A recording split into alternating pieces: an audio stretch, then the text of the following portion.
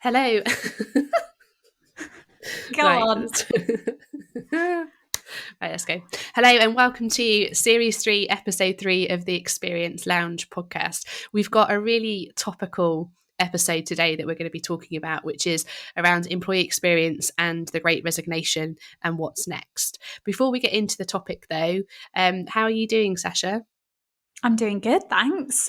First of all, I hope my audio is better for everyone. I have filled my room with all of the jumpers I don't wear because it's so hot in Singapore and all the spare pillows and duvets that I have in the house. So hopefully that is better for everyone. But no, I am doing good. I have been busy this week, first week back after like a Chinese New Year weekend. So I'm Yeah. feeling a bit exhausted today, but doing good. Excited that we managed to get our first video podcast out this week. So I'm really pleased with that. So I hope everyone appreciates it as well. And exciting news, I have been asked to facilitate my first employee experience design workshop since like a year, basically since COVID really hit the fan. So I'm so excited. I can't wait. So I'll obviously track, the planning process and what that's like with everyone on the podcast, but I can't wait. What about you? That is good, actually. And for those that are, I was going to say for those that are into social media, but I feel like that's a part of life now. We are trying to up our socials on LinkedIn and Instagram. Instagram is at the Experience Lounge podcast, and you can sort of see some of our stories, like how we record, articles we like, that kind of thing. So do follow there, and obviously we've got a LinkedIn page as well. But yes, I'm good. Still in that stage, I think, with the new role where there's just lots going on and trying to settle in and get my head around everything. And then outside of work, making some good progress on our house. So fingers crossed, we may be in hopefully by the end of March, early April, which I think is a huge sigh of relief for my in-laws, who have very kindly had us stay at their house. By then it will be for 7 months, so I think they're like, bye, it's so nice to have seen you, see you at Christmas. No, I'm joking, they'll still want to see my son, I'm sure, but yeah, it's good news on that front for sure. Oh my God, amazing. And 7 months. I feel like you could write a book about how to survive living with your in-laws. Obviously, your in-laws are amazing. So I'm not. Yeah, we get on really well, which I think is Yeah. the starting point. But yes, lots of learnings around just people's habits, really, I would say. It's including my own probably. But yeah, it's been interesting, to say the least. And I think they will really miss my son, because I think that's so nice for them that they've been able to spend so much time with him. But it's just, you want your own space, I think. So yes. For sure. Well, fingers crossed. Yes, fingers crossed. So before we get into the topic around the Great Resignation, we've got a couple of bits of HR tech news to go through. So the first one is for Mboarder. So Mboarder is the world's only people activation platform, enabling companies to transform their people programs into simple, science-based, human-centric journeys. And they announced today that they've raised $32 million in Series B funding, bringing a total investment to $50 million. And that will help them use new funds to double down on international growth and plans to double their headcount over the next year, which is really exciting, I think, in terms of Mboarder and what they do.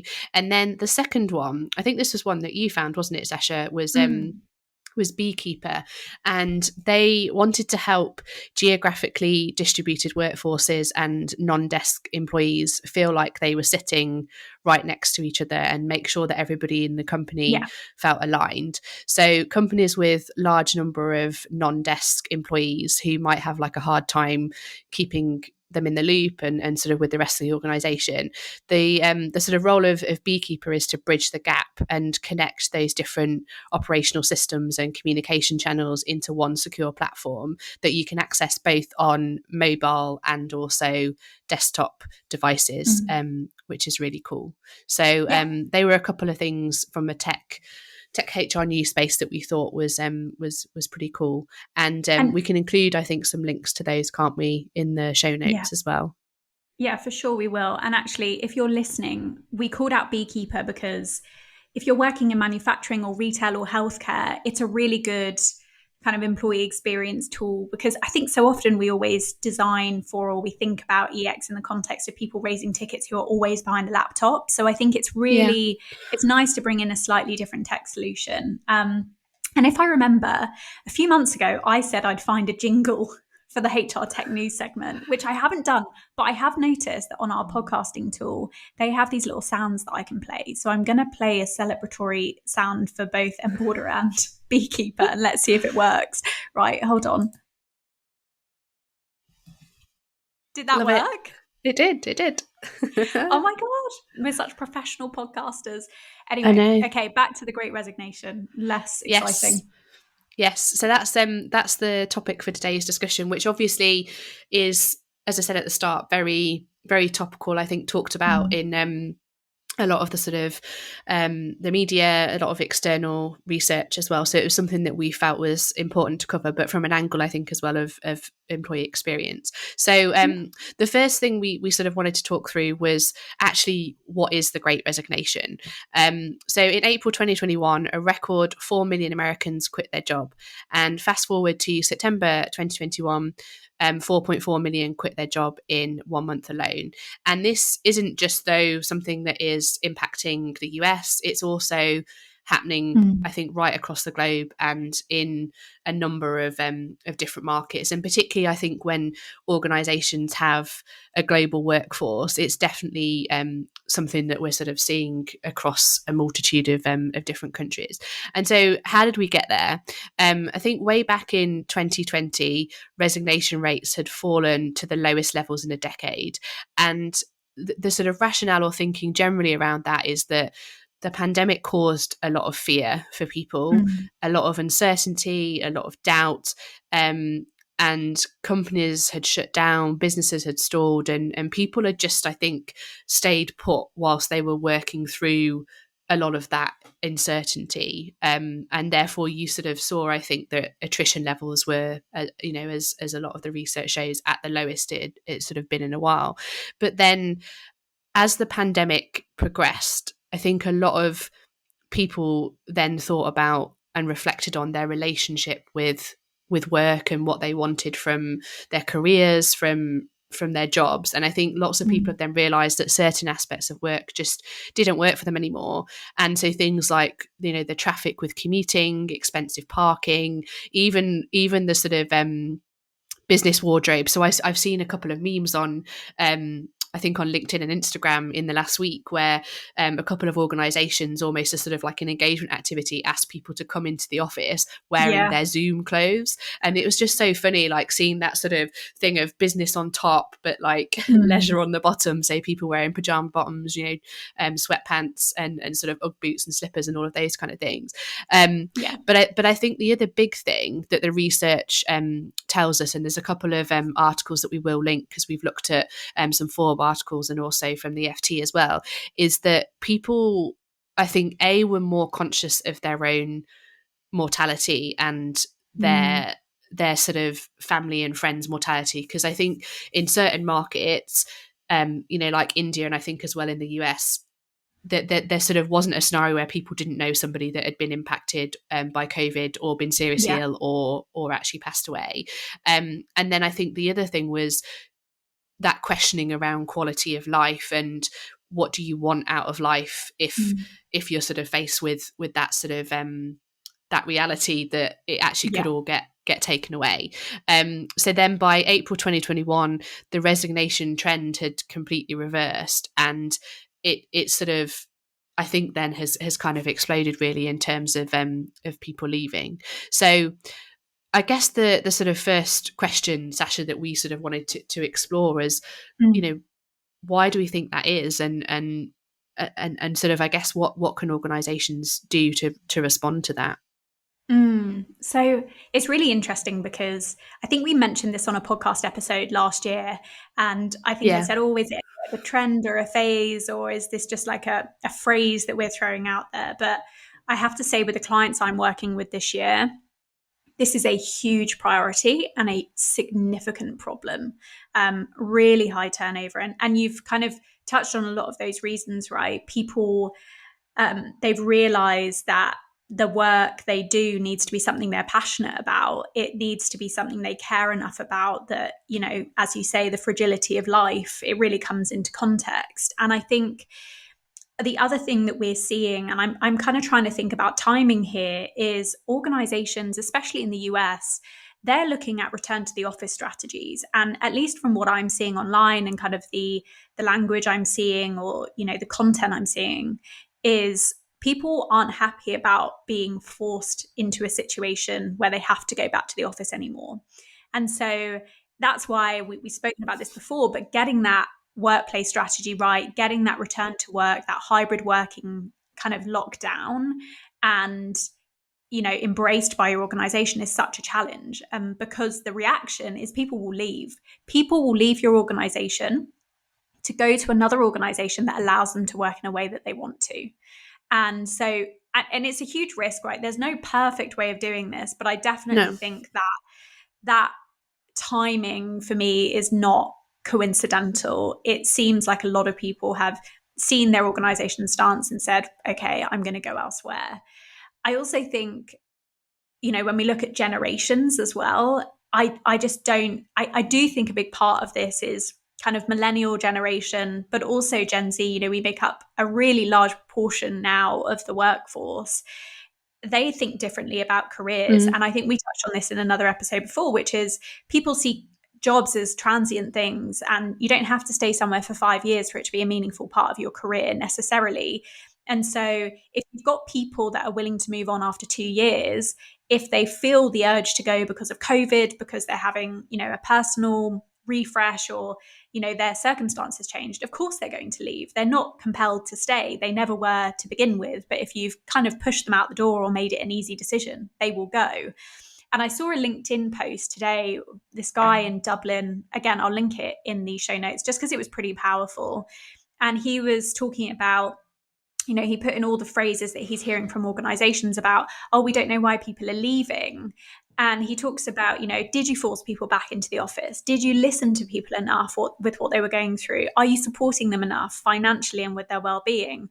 Have you increased their salary looking at inflation rates? You know, all of those things. It's a stark reminder to organizations that this is very real and people will continue to leave if your organization doesn't step up. So I think it's a really interesting concept. It's a challenge. It is definitely an EX issue. And I think more and more business stakeholders are looking at HR and employee experience teams almost in a panic and a fluster at this point, saying, what should we do? What are the issues that we have? What data do we have to tell us, you know, what the impact is going to be on our organization? So yeah, it doesn't surprise me at all that this is an issue. I think the real challenge is, how do we address it? And how do we address it now? Because there are so many different elements of keeping people or pushing people to leave. Like, what do EX practitioners and HR leaders prioritize? That's the issue. What do you think? Agree. And I almost think actually where we've landed, sort of, and I don't want to say post-pandemic because it's still going on, but sort of where we're at this stage in the pandemic, is I almost think it's become a bit of a buyer's market, in the sense of employees are consuming employment as a commodity and as a product. And I think they have I think historically it was almost positioned as what does the organisation want in terms of the talent that they would bring in? But I think much more now that's sort of flipped, and it's more now from a sort of employee and candidate perspective, what are they looking for, and does that align to my value set? And almost, if you think of that, maybe to use the phrase sort of power balance, it feels like it is more with employees and candidates than perhaps it maybe historically was in the hands of employers. So I think that in itself is an interesting shift that organizations need to think through and sort of be aware of. And I completely agree with you that for me, offering a proposition around flexi working isn't a nice to have anymore. It is a must have. If I genuinely believe if you as an organization don't offer that as a proposition, you are not going to attract the best talent, because the pandemic, as all of the research has shown us, and we kind of talked through in the first segment, it tells us that people want that flexibility. They think differently about how they manage, their personal life, what they want from a work-life balance perspective. So I think for me, organizations need to think more holistically about their overall EVP talent proposition and connect in what are colleagues telling us in terms of reasons why they might be leaving, and how does that connect to your talent strategy for both your internal talent. So what opportunities are you offering your internal talent? What opportunities are there from a mobility perspective, from a career development perspective?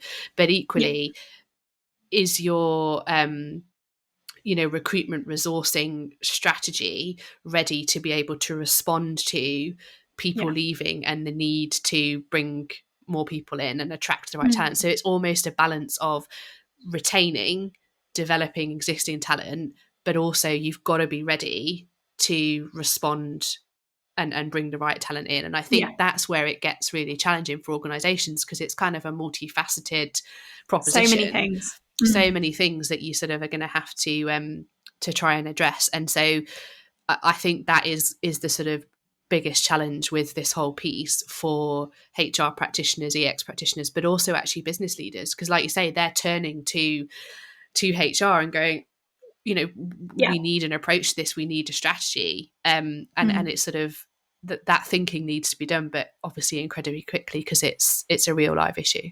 So for sure, super challenging. Agreed. I think at the moment. So why then, because obviously our podcast is focused particularly from an employee experience angle and sort of digital HR, so why is this then an EX issue? I think, I largely think it's because people will look to us to come up with solutions for this, right? So as an internal EX function, people are like, if people are leaving, it's because we don't have a great employee experience. And that might not necessarily be the case. Like, it could come down to a compensation issue. It could just be competitive market issues. Like, we don't know necessarily. But I think, first of all, it's because everyone's logically looking at us, right? The next is that I think in order to respond to this effectively as an organization, as we've said, it needs to be like a myriad of things. It could be a comp structure refresh. It could be an EVP project that we go through. It could be well-being investments that we need to make. And I think because the issue is so multifaceted, we need EX to bring all of those things together in a way that is cohesive and rooted in actually solving the employee experience problem. And so that's why I think it's an EX issue, because it's for us, or it should be for us, to help guide all of those different elements towards building that really great employee experience that helps us retain people and also helps us to plug that talent gap, because people will naturally leave anyway. It's going to happen. So I think it kind of puts a really interesting spin on the role of an EX design team or an EX lead or head of EX, because it becomes more about collaboration to solve a problem. So rather than kind of looking at the project portfolio you have for this year, I would anticipate that the focus will be on how do I work in partnership with all of the COEs, with potentially others outside of HR as well, to try and address this issue in a cohesive way. So I think there's that. I also think it's kind of second to that, and probably part of it, is EX or EX teams need to be the ones looking and investigating, or they don't necessarily need to be, but they probably will be the ones investigating kind of the root cause of all of these issues. And so I think it becomes an EX issue because we have that human-centered design thinking approach. The kind of, typically we would have the structures to go out and listen to employees, do those focus groups, whatever that listening strategy might be, to then present a very clear picture to the business around the problem we're trying to solve. So I think it's those two parts, right? Collaboration, we've kind of moved into this role of needing to coordinate people, but then also we are generally the custodians of employee listening. What do you think?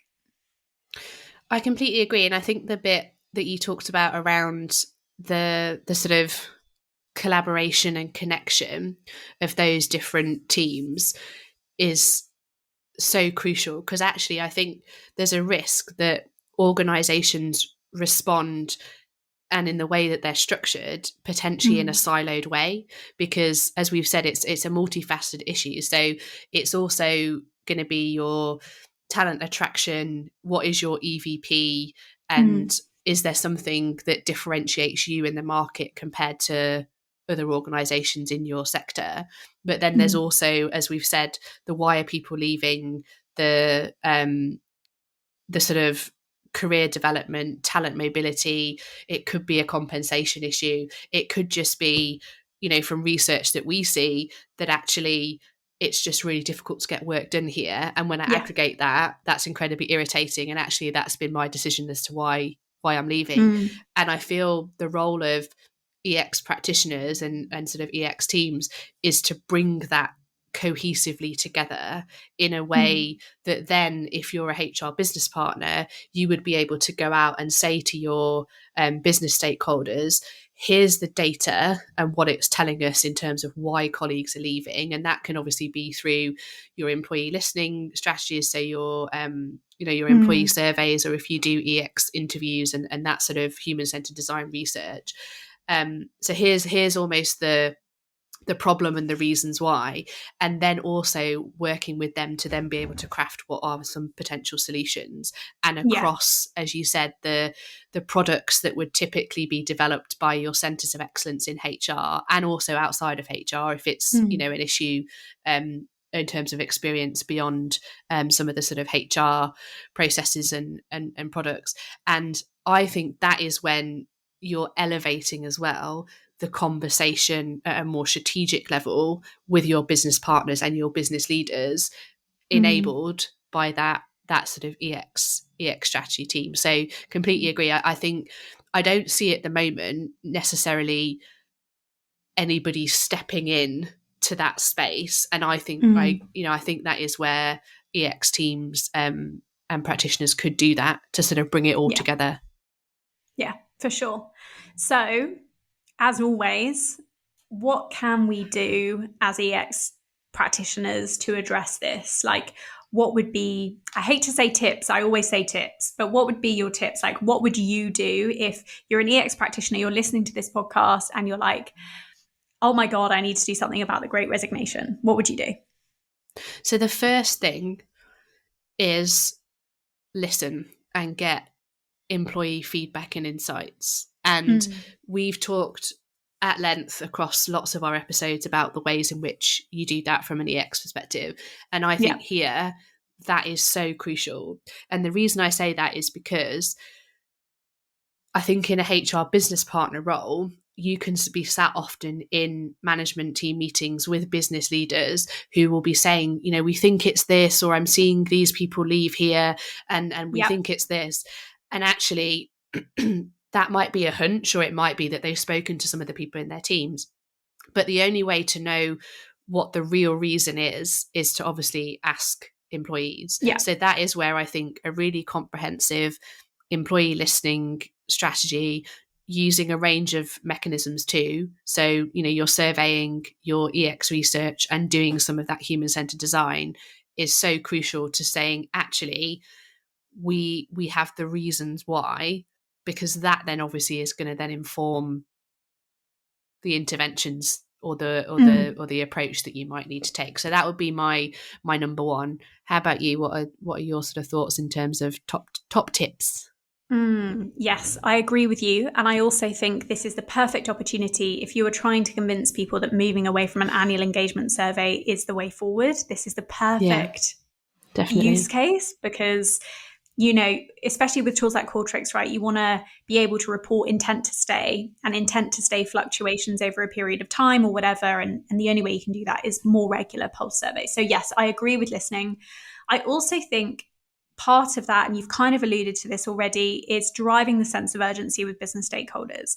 The last thing we want to do, as much as EX should be that kind of coordination piece around the efforts and the interventions, we need to make sure that the business understands that this is a business issue, not a HR issue.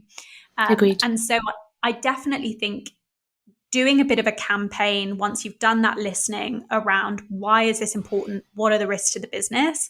Is not only going to get you buy-in if you need resource or cash money to do something, but also it just makes sure that everybody is aware of what's going on and that there aren't then surprises when we start to see the numbers published or, that kind of thing, right? So I think a kind of roadshow around why the Great Resignation is impacting us as an organization is really important. And even if you're listening to this and it hasn't hit you yet, I still think it's really important to drive awareness around that concept within your organization, because it's a healthy conversation to have anyway. And also, we want to get to a stage where we're kind of preventing that attrition. So if you're not feeling the pinch now, it may just be that you're a couple of months behind. And so you've probably got a bit more time to try and intervene and drive some improvements, and minimize the risk. I also think, looking at your offboarding data, you've kind of alluded to this already, those listening strategies, but looking at the data and seeing, are there trends? Are people leaving certain parts of the organization? Is it people that have only been with us for a limited amount of time? So I think that's really important. And I think from there, you can then look at those intervention strategies. So how do you approach managers who maybe have, or they're managers that you deem have a higher attrition risk for their teams? How do you then approach them to look at intervention strategies? So I definitely think spending lots of time in the data for sure. Anything else from you, Laura? So one of the things that I would also say actually is thinking about what would differentiate you as an organization in terms of your value proposition. So if that might be hybrid working, but a build on that. So for example, we're seeing lots of sort of pilots in the UK and organizations, we've seen it on sort of LinkedIn over the last few weeks, talking about the 4-day week. And that could be something that, or sort of adapting something like that. It could be an easy way to basically say to your organization, we don't care when and where you work. What we care about is the outcome of that work. And we've listened to you and we believe that actually you can do work whenever you need to based on the type of work that you do. You might have some personal commitments, you might have some care and responsibilities, but we're trusting, and I think that's the key word, we're trusting you to be able to get your work done, if you choose to, in 4 days instead of 5. And I've had some so interesting conversations over the last few days actually about this concept, and even asking questions around, who decided that work needed to be done across 5 days, or who decided that it was 35 hours or 40 hours that was the, and some of these are such old fashioned concepts. And I'm just using that as one example because I think organizations need to reflect on, what is it that could really differentiate us? What is it that would mean actually that organization offers me so much in terms of trust, I have psychological safety, I have flexibility, that no, I'm not going to leave, even if somebody over there offers me, a £10,000 increase as an example. So I think it's also, and some of them actually don't cost money to implement either.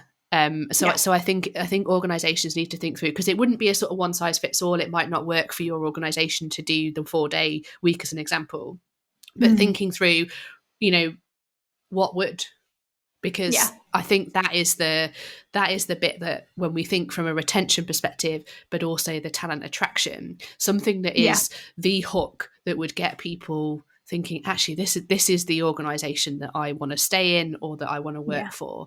I would sort of say to organizations to think through what that might be for you, particularly though in the context of what colleagues are saying thereafter, which I think is that flexibility, the sense of purpose around the work that you do, and then what sort of initiative could that be that would be the real the real sort of driver to say yes, that is something that differentiates that organization. Yeah, I agree. I also think, just maybe a build on that, you mentioned psychological safety, and I think so often when we look at EX, or when people look at EX, they think, over and above interventions, redesign of onboarding processes, those kind of things, right? I almost think at this point, you're right. It's looking at what is our value proposition, what makes us an employer of choice, but also it's potentially a good opportunity for organizations to kind of look in the mirror and go through the basics of, are we providing people with safety? Are we hitting the mark on compensation? Like going back to basics and saying, okay, before we even look at well-being strategies or technology that we can implement, or all the other office related perks that we see, are we hitting it here? And if not, do we all recognize that throwing in a nice jazzy solution is like putting a plaster over an open wound? Like if you're not paying your people properly, or you foster an environment where people aren't trusted, no matter how many, I don't even know, free packages you send them, or exactly. extra annual leave days, they're going to leave. Not going to matter. So exactly. So I think it's also that it's, as EX, let's drive those hard conversations to say, like, yes, this is impacting us.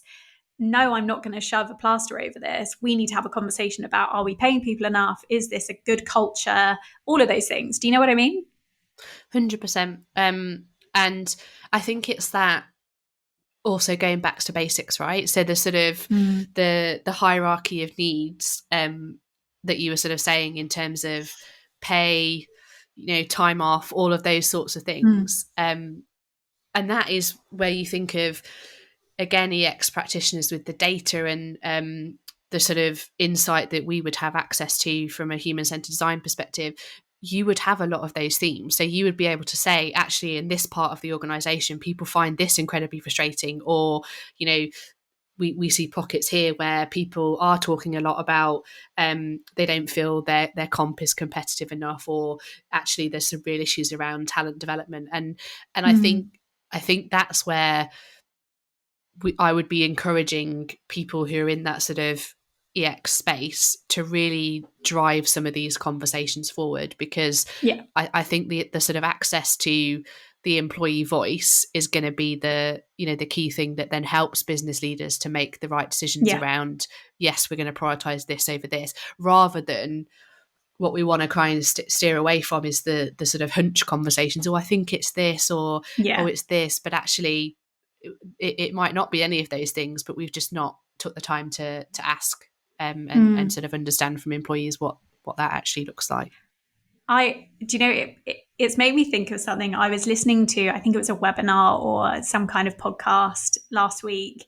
And genuinely, it was a platform suggesting that by making raising tickets to, I think it was IT, a better and more efficient experience, you're going to reduce the impact on the Great Resignation. And I was literally like, how are we making these kind of claims in this market? Do we honestly think that people will leave the organization, or people will stay with the organization because they have a great experience raising tickets? No, don't be silly. So it does just make me think, I think we need to have a whole reset on, like, actually, let's get down to the basics. Why would people leave? And then we'll build from there on in terms of the nice stuff. So yeah, it's a huge issue though, right? And I feel for everyone battling this genuinely. So, would love to hear from people facing this. Have you come up with any creative solutions we can share with our audience? Yeah, would love to hear about it. Yeah, definitely. It's definitely, I think, going to be something that organizations are having to deal with in 2022 and beyond. So yeah, like I say, let us know if there's any thoughts, things that you're doing at your organizations. We'd love to hear about them. So that's it. That's the end of episode 3.